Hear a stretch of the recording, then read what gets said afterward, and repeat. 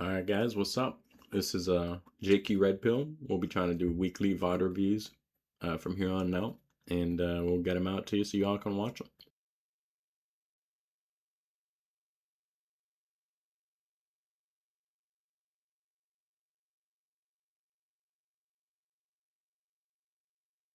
So here we go. We got Darkfile, right? That's our guy, and we're gonna be doing a review on him. Here he is on Origin Doubles. He spawns left perimeter. That's my arm on the right there. I'm on mid left lane. He's on far left lane. So let's see what he does. Okay, so I remember this game right off the bat. He said, "I'm going Rockets." So right now he's switching lanes from far left to far right. So his timing on this fight is a little off, but he still manages to catch that guy off guard.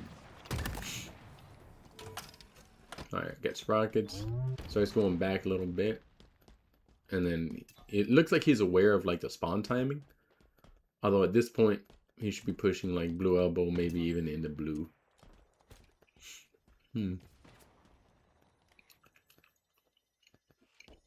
notices that guy. The other spawner already spawned at this point.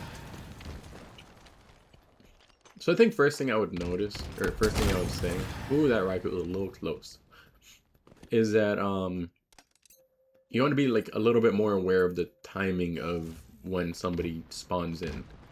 Like when they die, you just want to have that timer in the back of your mind of like, okay, when are they gonna spawn and where are they gonna spawn? That's like a massive amount of honestly, it takes a lot of like focus to be able to do that, like on that particular task, as opposed to like what's going on the screen.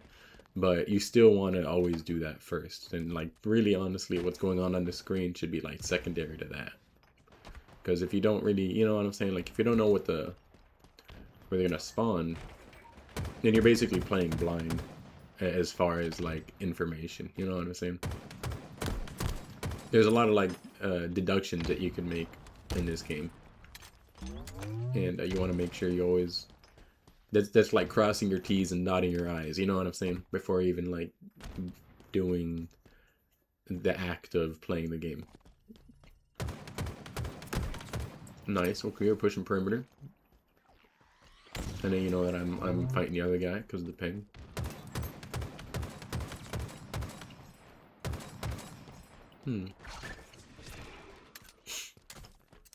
I thought you would have slid around that corner for some reason. Let me see. Let me back that up a second. Right? Like, alright, you back those guys up. You go back over here. Reach out of the cave. Right? And then pre-nade. At this point, I mean,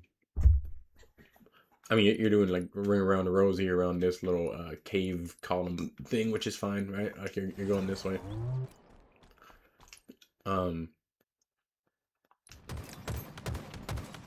I think the jump was a little unnecessary, but like the second that he would like be going around the corner, I would assume that you would like sprint, slide, like turn this direction, right? Just to like be able to have, because if this is the pivot angle, right? Like this is the angle that you would be trying to like get around.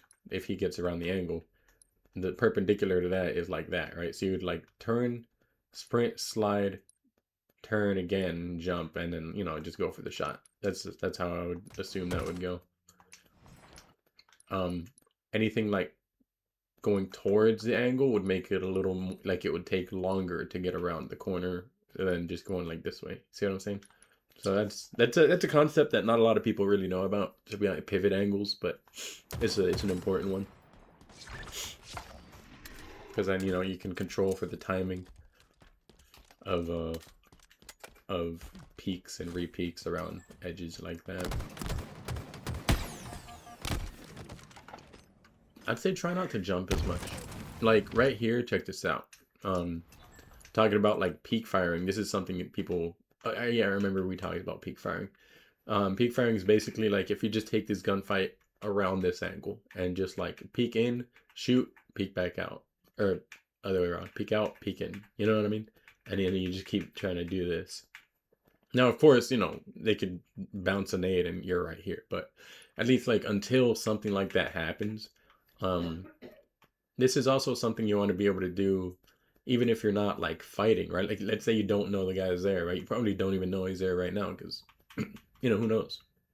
But this is something you want to be able to do for like checks, right? Like you can like deduce, like we were talking about spawns, right?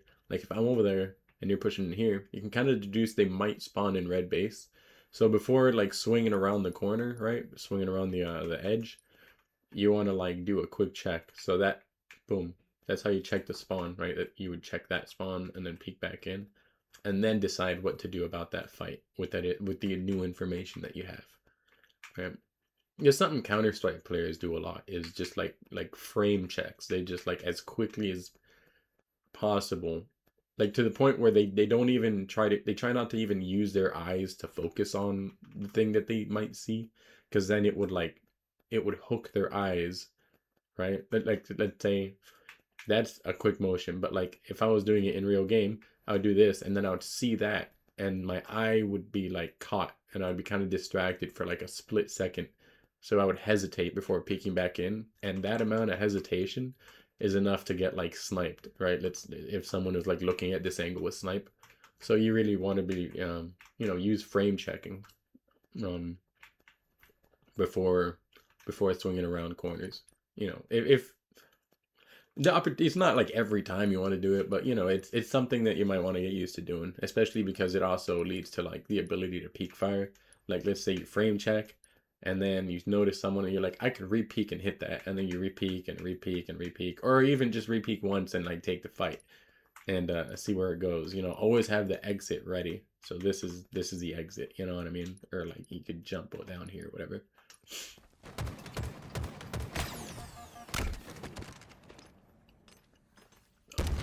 Oh, you're on mouse and keyboard. I don't know how effective that is on mouse and keyboard. I've seen Wutum do it. He's a mouse and keyboard pro player. Um, maybe what I would do maybe is give him a follow. Like, I'll tell you his gamer tag. I'll put it in the description. And then you can like search it and follow his profile, and then you'll be able to review his VOD. To see like what mouse and keyboard pro does differently than what you do, because I'm not used to reviewing mouse and keyboard players, so I know.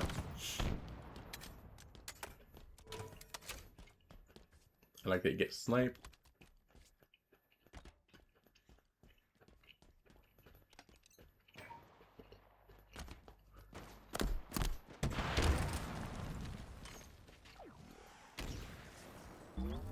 Okay.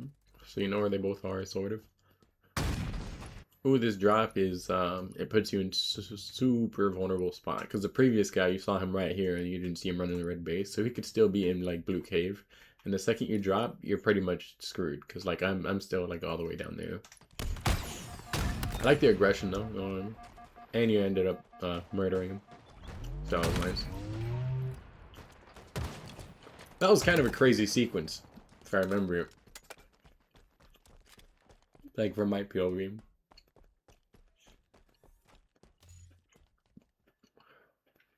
I like it, looking across at spawns. However, at this point, if you notice, like, I'm over there on the right side, I'm just, like, trying to push on the right perimeter.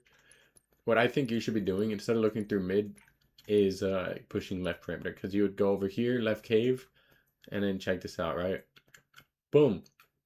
They're both there, but, like, let me rewind a second, right? Like, after you get the kill, right, you got the kill.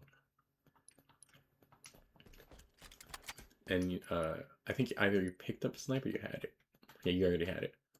So let's say right here, instead of going to the right, you went this way. Boom, it just popped out. It's a free headshot, or at least the opportunity to, let's say, because honestly, it's harder to hit like peak snipe shots if they have a bandit and they're picking your angle, because like they could just freely spam the trigger. They're not worried about only having one shot left in the sniper. So let's say you get hit first, right, with the shot, and like you get pinged or like, throw a nade or whatever. Now they knew where you are with the sniper, and then like let's say you don't shoot because like you want to save your last shot to make sure it hits. So you would peek in, right? But now you have the information. I don't think you might not have seen that guy. Maybe you did. Who knows? But you would at least have the information that one of them's there. So you would peek in, and then with the snipe, um, you wouldn't want to get pre-nated in cave, so you'd reposition.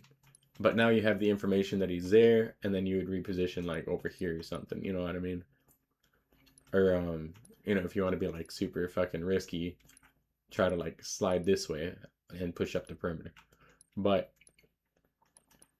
that's what I mean by like you always the first step you want to do is play for space on the map, as in like you want to spread out from your team, doing the pinch. These are things that like most people don't do. I notice you do it like a lot more than most people, but you still want to like get that like maybe like 80% that you do it to like 100%. You know what I mean? Because like at any point during the map, if you're giving up space for free, then you're basically just giving them an advantage on the map. You don't want to be doing that. You want the pressure on them. Like you want the halfway point to you always want to meet them halfway. Basically, like you don't want to give free space to them because then they have the time to like mentally recuperate. Let's say if they're like checked or something after dying in a crazy way. If you don't just keep the pressure on them, then they're able to just like recover. And you just want to keep them in check for that whole time.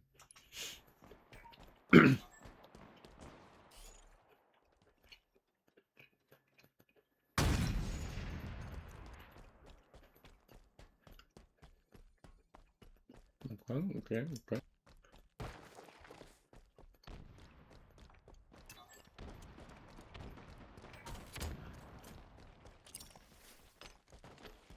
Like this right here, this would be a good example as to like you would want to do a peek check rather than because right here, like I think you're going for the guy that you saw that was on red BR, but you didn't know like you don't know where the other guy is. So you don't want to be flying around this corner because he could have an angle in the corner, you know what I mean? So this would be a good opportunity for a peek check. Like right here. You know what I mean? I keep hitting back. Fuck it. I'll just let it go. So you go over here and then you come back. Like at any time that there's this is a lane thing, right? Let's say I'm in mid lane right now, right? You're in left lane. Even though there's no one on your perimeter, so like you're kind of safe on left lane. But you see that like I'm in a fight, right? One, because of the shooting, the pinging, and two, because that indicator under my name is at a circle. It's an exclamation point in the circle. So just judging by that, like, like, okay, this guy needs help. And then you see the ping, so you know where at least one of them is. Yeah, because it doesn't say two, it just says one. At this point, what I would do is try to work on a flank, especially because of the fact that you only know that one of them is there. I'm not including callouts because like I can't really hear that right now. I'm gonna have to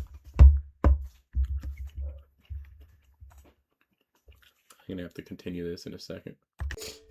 All right, we're back. Sorry about that. Here we go. I'm gonna just let it play because it's been a while since I had to take a long break. All right, so yeah. Ooh, this is what I was gonna say. We're talking about the flank. So the reason I say that, I mean, a lot of the time, the right thing to do is actually like take like a hard, like obtuse angle. Like a lot of people don't want to do that because they're like, oh, I'm already looking in this direction. I need the play to be here. But like if you realize that like, okay, this is the play, you want to be able to like make that like pivot and then just to get the advantage in the moment. You know what I mean? You really always want to be working on a pinch. Like there's never a time, at least in doubles, but really fours as well for the most part, where you don't want to work on a pinch. Even if the pinch is just right here, right? Because then it forces them back a little bit, you know what I mean? But ultimately, like, if you can come at it from like put them in between us to completely uh nullify their ability to escape without actually getting a kill on one of us, that's what you want to be doing. So um this right here would take place. I call this a double push where it's like two people in the same lane, like same and You really want to avoid those. Like if you ever see someone going in one lane, you really never want to push in the same lane. Like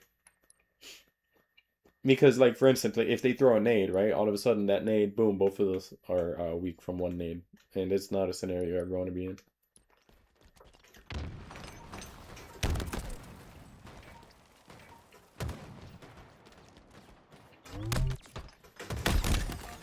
Okay, okay. So this next life seems a bit short, so we'll see if there's anything that we could have done to avoid it. Sorry, I keep pressing these buttons. There we go. All right, so you spawn here. This is kind of a weird spawn, right? A lot of weird spawns happen. Like where you're not really at any perimeter, you're like on the inside of the map a little bit and kind of like low. So what you want to be doing here is really just kind of like reading, try to like imagine like the map is like a top down, you know what I mean? And using the information you have on your screen, which right now there's a little blue dot that's above my name right there. I'm, that's going to be on the left side of your screen. You see it with the arrow pointing left. You want to be like paying attention to where your team is using those dots, and then where the enemy team is, just like through deduction. You know what I mean? So like you see how the dot is just a solid dot instead of exclamation point. That means like I'm not actively in a gunfight. So that means that you could pretty much deduce that there's no one in the general direction of where I am. So for the most part, your left side is clear. But since you spawned it a bit further ahead, it's not a guarantee that Red Cave is clear. Because there's a reason why you spawn further up rather than farther back, right? Now, that could be a variety of reasons, right? One of them could be there's someone behind you, but you know, we're looking at obviously there's no one behind you. Another one could potentially be that like since they spawned the enemy team here, right? Like on Red Elbow, another Red Elbow spawns like right here. And if you were to spawn Red Cave, the Red Elbow guy could just like maybe jump up and get a sight line on you, or like come over here and get a sight line on you, and they don't want to do that. I thought you were right there, so I don't know. You know, I don't exactly know like every single variable that the spawn system uses, but I would assume that they did it because it's like a kind of like a mirror spawn, right? That's what they're trying to go for. Like you're spawning closer to your teammate rather than farther away all the way back here in cave. And right now the game is reading that there's like one guy there even though he's dead. So they might want to like spawn you kind of like a mirror. You know what I'm saying? I don't know. This just what's it called? Speculation. Let's see how it plays out. Right? You go up like this, you go to the perimeter. That's what I would do. And then I think, okay, yeah. I remember, I think I called this out. I said there might be someone Red Cave. Okay, so there was definitely, I had a feeling there could be someone there based on where you spawned. So that's what I read in the moment. And then it was good that we didn't, that we checked that. Because like in fours, for instance, that could definitely be like a much stronger possibility. You always want to make sure that like you clear like a corner before you start pushing out from the corner because it's kind of like a home base, you know what I mean?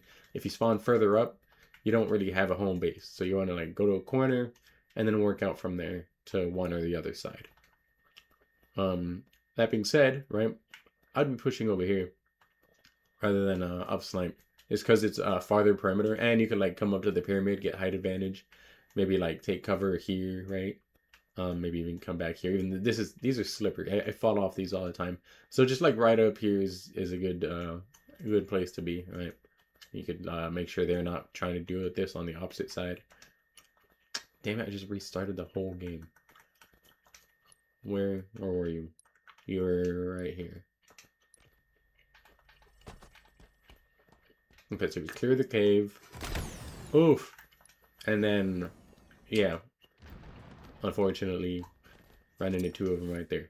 So honestly, yeah, this is the reason why you always want to take like perimeter angles because for instance, stuff like this happens, right? Like you get caught out in a mid angle, and if you don't have numbers advantage or an exit, you're fucked. So like here, you would have been here, and you would see two of them. You would have an exit at least for like a little bit of time. You know what I mean? You like maybe drop even here, or maybe even just stay here, pre-nade the pyramid, maybe it would have like bounced, boing, exploded right here. You know what I'm saying? Like these are just different options that perimeter plays have that center plays don't have. People that play more like mid map, they're in fours and stuff, their security on their flank is usually like uh delved, given.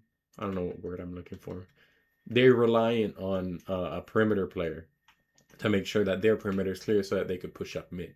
Because if you don't have the flanks, then you're gonna get flanked eventually. It just is the way it is. Anyway, this video is going on now for like I don't know how long, pretty long. So I'm gonna end it here. But just to I guess go over the main points. The peak firing thing is a good one where you wanna pivot peak firing, pivot angles, where you make sure that you you try to play around an edge, like a pivot edge for angles, peak fire, peak checks, and then lanes. Honestly, lanes is like the most important thing. I'll just try to get that down first for the most part. Other than that, I didn't really see anything wrong. You're doing pretty well. And try to, like, when you go perimeter, right? Try to make sure you're going like farthest perimeter possible. So like over here, you can actually run up on this wall, get a lot of information this way. You know what I mean? And then like over here, Coliseum, you can go in instead of going like up snipe, you can go up steps, up pyramid. It's a lot. Sometimes it's harder. Like they make it harder on purpose so that people don't do it, but it's also more rewarding because you get like so many people just run up the pyramid or run up the snipe without checking pyramid, and then look, you have a peak fire angle right here on the guy that's like stuck there, and then like he backs up, you can just bounce the nade. It's basically a free kill if you don't just like jump out in the open.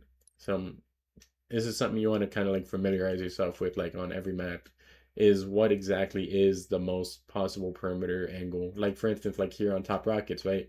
You might be thinking like this is as far as you can go, right? And you just come this way. But there's a clamber, right? If you go up here and then you jump, turn inside a little bit, you can clamber on top of this thing. And this is technically like if there was someone on both sides, right? Like an enemy player there and you were right here, you would have the drop if you clambered on this guy. Even if you expose yourself for a second to get the clamber, you would get the clamber, and then that guy would have absolutely no exit, and all you would have to do is just like spam the trigger. And maybe you would have another option where you could like late jump off of this thing, you know what I mean? Like ghost jump, and you'd have a lot more options than he has, basically, is what I'm saying. So yeah, lanes, perimeter, and that's like the one thing I would focus on. All right, I guess I'll end it there.